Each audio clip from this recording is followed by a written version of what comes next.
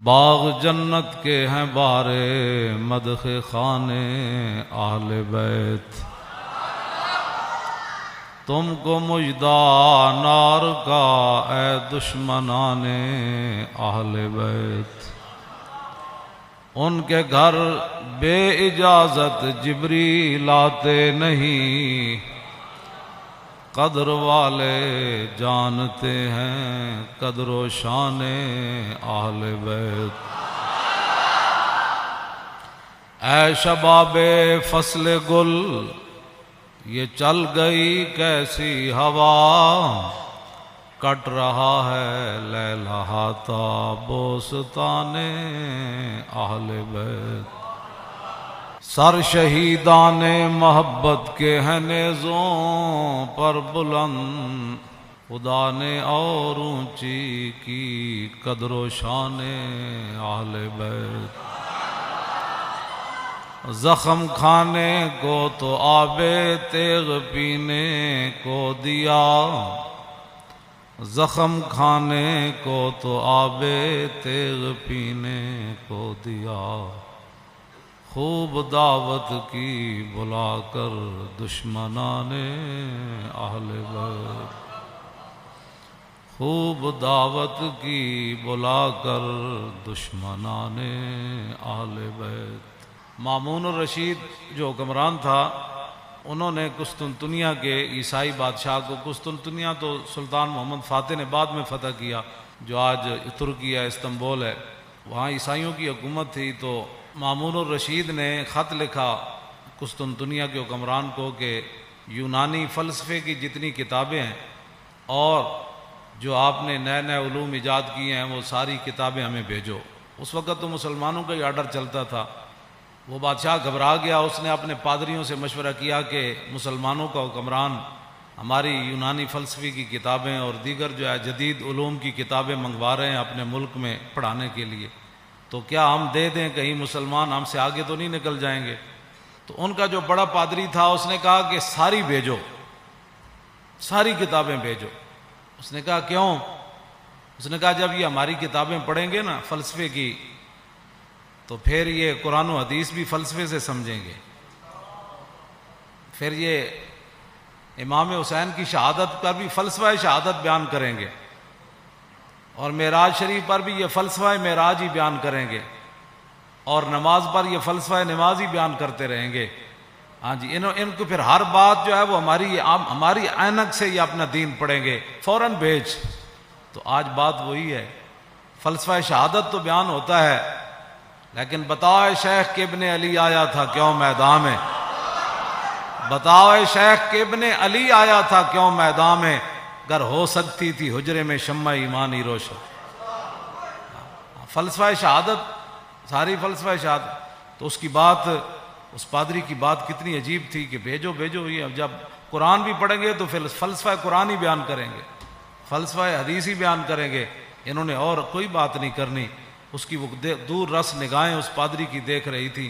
آج مسلمان نماز بھی پڑھتا ہے تو فلسفے کے تحت پڑھتا ہے، یہ نہیں کہ میرے رب کا کوئی آرڈر ہے، کہتا ہے ہو سکتا ہے جو کام رکا ہوا ہے وہ کام ہو جائے، ہو سکتا ہے ویزا لگ جائے، ہو سکتا ہے بیماری سے شفا مل جائے، ہاں، اور یہ فلسفے کے طور پر سارے کام کرتے ہیں۔ تو اس واسطے اگلا جو شعر ہے نا، اس سے پہلے میں نے یہ بات اس لیے بیان کی تھی، آپ ذرا سوچیں کہ ہوا کیا کربلا میں۔ اپنا سودا بیچ کر بازار سونا کر گئے، عن عقبۃ بن ابی العزیر ان الحسین خطب اصحابہ واصحاب الحر بالبیدۃ۔ عقبہ بن ابی العزیر یہ کہتے ہیں کہ مقام بیدہ پر حضرت امام علی مقام امام حسین نے خطبہ دیا، اپنے ساتھیوں کو بھی، اور ہر جو یزیدی فوج کے سپس بعد میں پھر امام علی مقام کے ساتھ بھی آ گئے، پھر حضرت حر بن گئے۔ آپ نے خطبہ دیا مقام بیدہ پر، فرمایا فحمد اللہ واسنا علیہ، اللہ کی تعریف بیان کی، پھر اس کی توصیف بیان کی۔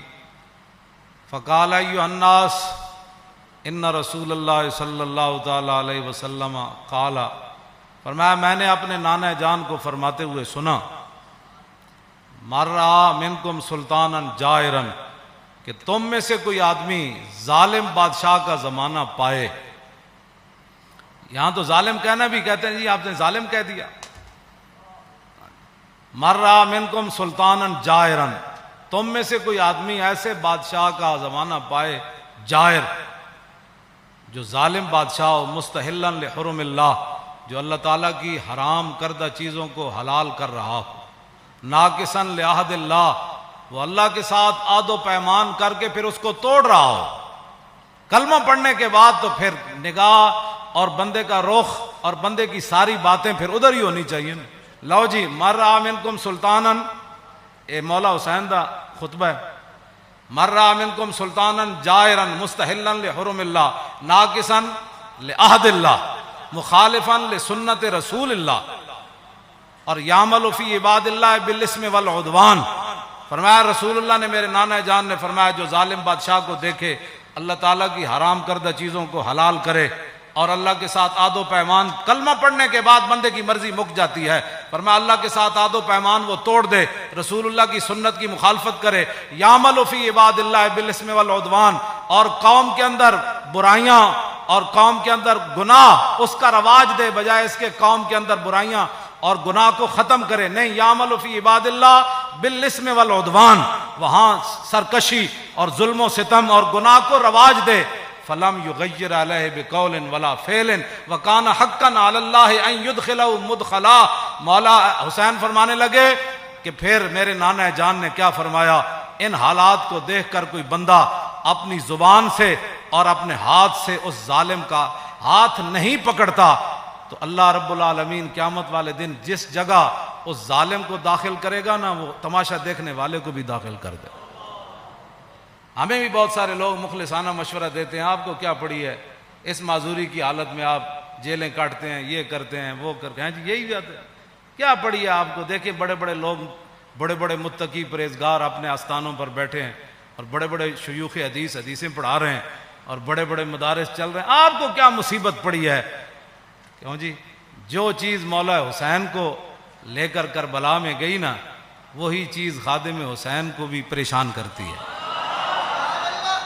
آگے آپ نے کیا فرمایا، الا ان ہؤلاء قد لزموا طاعۃ الشیطان وترکوا طاعۃ الرحمن واظہروا الفساد وعطلوا الحدود واستاثروا بالفیء وانا احق بالغیر. آپ نے فرمایا دیکھتے نہیں یزید نے کیا کام شروع کر دیا، قد لزموا طاعۃ الشیطان، یہ سارے کے سارے شیطان کے اطاعت گزار بن گئے، وترکوا طاعۃ الرحمن، اللہ کی اطاعت انہوں نے چھوڑ دی، واظہر الفساد، ہر جگہ انہوں نے دنگا و فساد برپا کر دیا، وعطل الحدود، اور اللہ تعالیٰ کے احکام اور اس کی حدود کو معطل کر دیا، واستاثروا بالفیء، اور قومی خزانہ لوٹ کر کھا رہے ہیں. یہ امام حسین نے پھر آگے پہلے یہ بات فرمائی، پھر آپ نے فرمایا حسین مقابلے میں کیوں آیا، چشم گریاں، مزرعے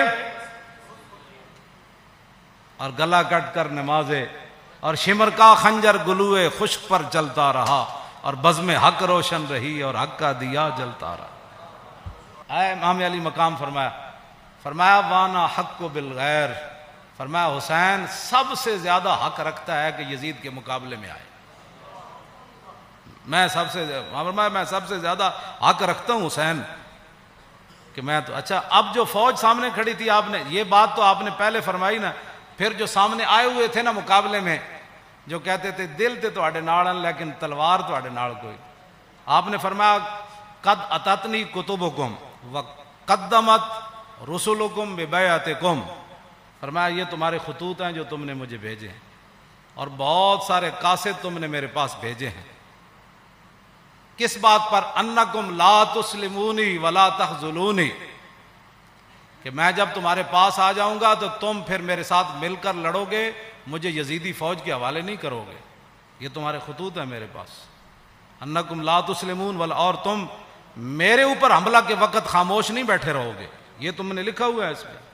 فَإِن تَمَمْتُمْ بِبَيْعَتِكُمْ تَرْشُدُوا، فرمایا اگر تم اپنی اس بیعت پر قائم رہتے ہو تو پھر ہدایت پا جاؤ گے، تُصِيبُوا رُشْدَكُمْ، ہاں جی، پھر تم ہدایت پا جاؤ گے، پھر تمہیں کوئی مسئلہ نہیں ہے. آگے پھر آپ نے لوگ پھر دیکھنے لگے یہ کون ہے، جان بوجھ کر بھی لوگ آنکھیں بند کر دیتے ہیں نا، کچھ ایک دوسرے سے پوچھنے لگے یہ کون ہے جو ہمارے سامنے خطبہ دے رہے ہیں یزیدی فوج میں سے. تو فرمایا فانا الحسین ابن علی وابن فاطمہ بنت رسول اللہ. فرمایا جانتے ہو کہ میں حسین بن علی ہوں اور میں سیدہ طیبہ طاہرہ فاطمہ الزہرا کا صاحبزادہ ہوں. جانتے ہو مجھے؟ نفسی ما نفسکم والی ما آلکم فلکم فی اسوۃ. آپ نے فرمایا یہ مت رکھنا کہ حسین تمہیں میدان میں چھوڑ کر چلا جائے گا. جہاں میں رہوں گا، جہاں تم رہو گے، حسین تمہارے ساتھ رہے گا. جہاں تمہارے اہل و عیال ہوں گے، حسین کے بچے بھی وہی ہوں گے. نفسی ما نفسکم والی فلکم فی اسوۃ. اے مولانا جملہ بڑا عجیب ہے. فرمایا حسین کی زندگی کیا تمہارے لیے نمونہ نہیں ہے؟ اے میرے بچے سارے میں بھائی ناڑ لے آیا، سارا خاندان لے آیا. حسین کے میرے فلکم فی اسوۃ، تمہارے لیے میری زندگی ایک نمونہ ہے کہ میں سب کچھ دین کی خاطر لٹانے کے لیے آ گیا ہوں.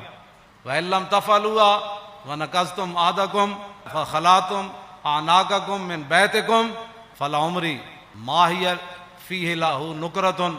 آپ نے فرمایا کہ اگر تم میرا ساتھ نہیں دیتے اور جو تم نے وعدے کیے وہ توڑ دیتے ہو، میری بیعت تم ختم کرتے ہو، تو اللہ کی قسم مجھے اس پر کوئی زیادہ تعجب نہیں ہے. لَقَدْ فَعَلْتُمُوهُ بِأَبِي وَأَخِي وَابْنِ عَمِّي مسلم. فرمایا مجھ سے پہلے تم میرے ابا جی کے ساتھ بھی یہ غداری کر چکے ہو، اور میرے بھائی حسن کے ساتھ بھی تم غداری کر چکے ہو، اور میرے چچا زاد بھائی مسلم بن عقیل کے ساتھ بھی غداری کر چکے. والمغرور من اغتر بکم فحظکم احطاتم ونصیبکم دیاتم. فرمایا تم سے بڑا کائنات میں بد نصیب کوئی نہیں جن کو اللہ نے اتنا بڑا حصہ دیا اسلام کی خدمت کرنے کے لیے کہ محمد الرسول اللہ کے نواسے خود آ گئے تمہارے پاس اور پورا خاندان لے کر آ گئے. فرمایا تم سے بڑا کائنات میں بد نصیب کوئی نہیں. جو حصہ تمہارے حصے میں آنا تھا، جو خدمت آنی تھی، تم نے اس کو ضائع کر دیا. آخر میں پھر آپ نے یہ جملے کہہ کر اپنا خطبہ ختم کر دیا. فمن نقص فانما ينقص على نفسه. فرمایا جس نے اپنا عہد و پیمان توڑا، قیامت والے دن اس کا وبال اسی پر آئے گا. حسین آج برات کا اعلان کر رہا ہے. آگے کیا آخری جملہ فرمایا؟